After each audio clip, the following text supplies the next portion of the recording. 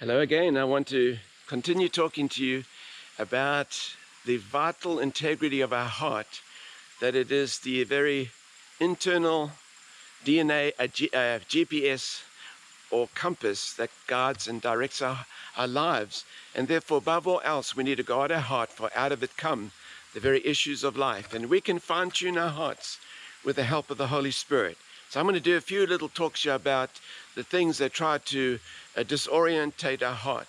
Now, coming under the law of Moses, which Hebrews 7 calls a weak and useless covenant, and the new covenant is a superior covenant based upon better promises.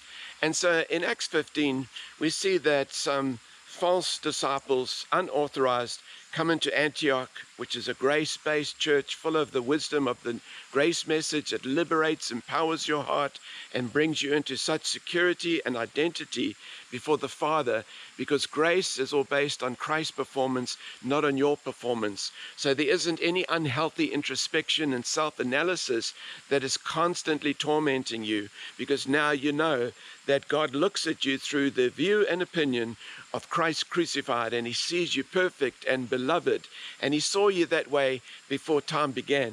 And he saw you in Ephesians 1 from verse 3 right through to verse 10. It talks about how he chose you in love and chose to see you in his eyes as holy and perfect forever.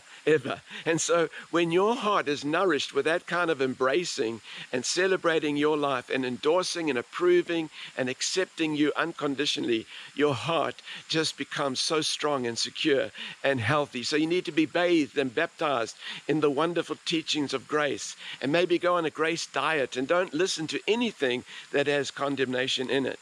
Well, you see, when these Judaizers and the circumcision party came into the church and they began to deceive the people, and immediately Paul and Barnabas, along with Peter, go up to Jerusalem and they speak to the council there in Jerusalem.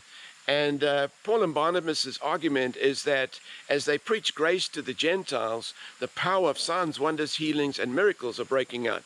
This is the miracle of grace. And you'll see it in Acts 14 as well, that God confirms the message of grace with signs, wonders, healings, and miracles. And then Peter gets up in Acts 15, around about 8, verse 8 to 10, and says something so amazing. He says, why are we putting this burden on the Gentile believers? Our fathers, our ancestors were crushed by this yoke, and it didn't work.